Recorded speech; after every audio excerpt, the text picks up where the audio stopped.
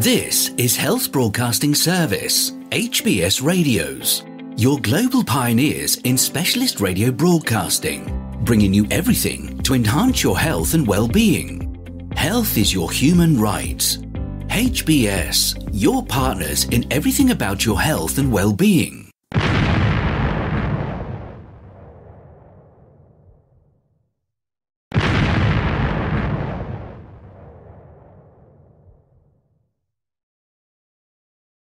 Weekly health news in review coming to you from the Health Broadcasting Service HBS radio channel.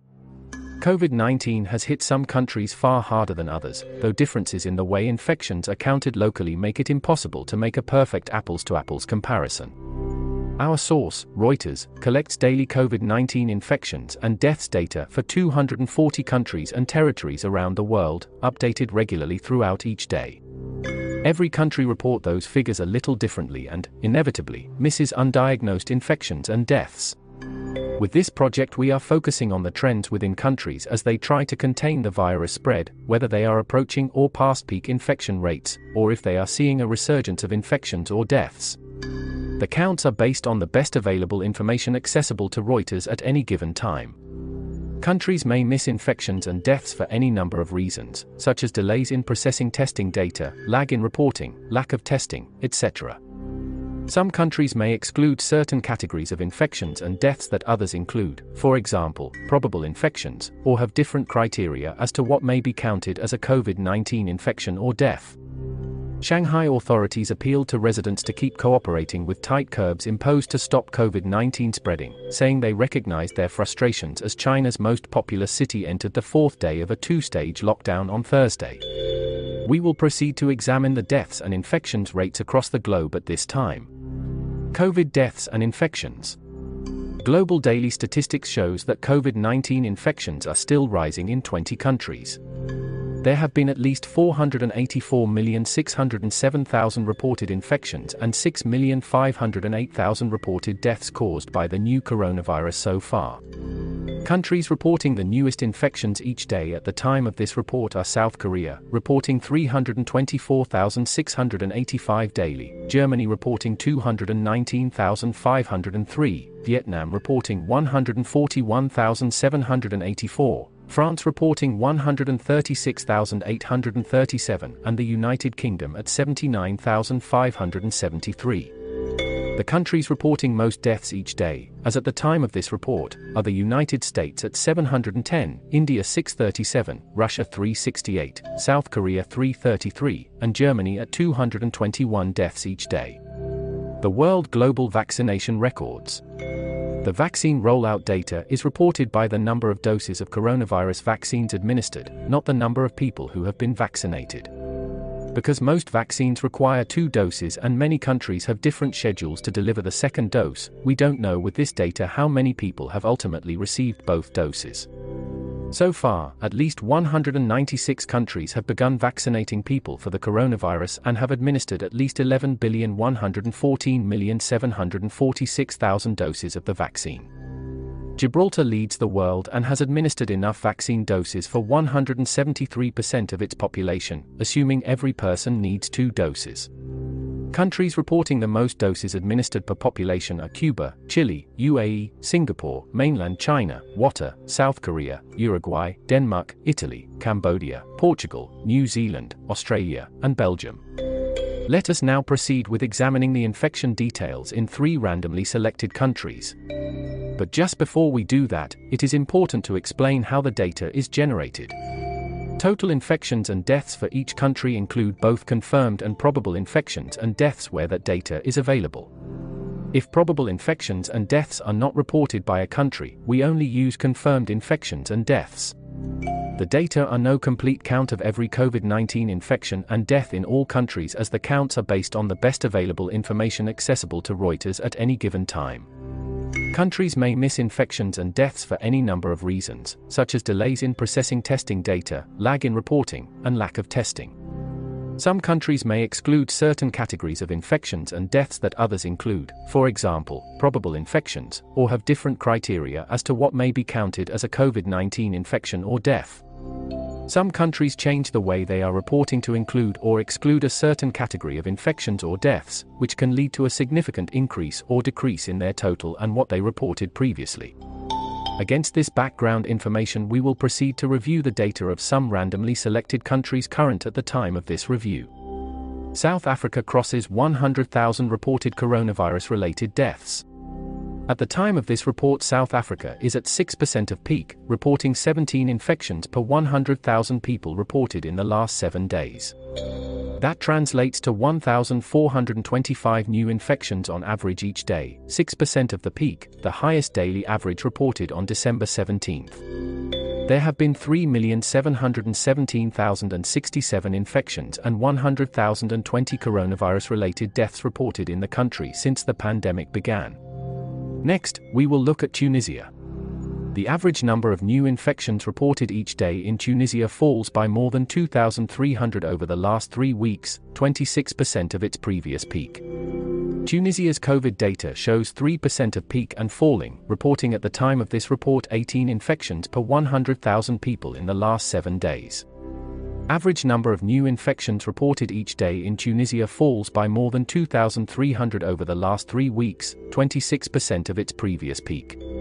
Good to note that COVID-19 infections are decreasing in Tunisia, with 307 new infections reported on average each day. That is 3% of the peak, the highest daily average reported on January 21st.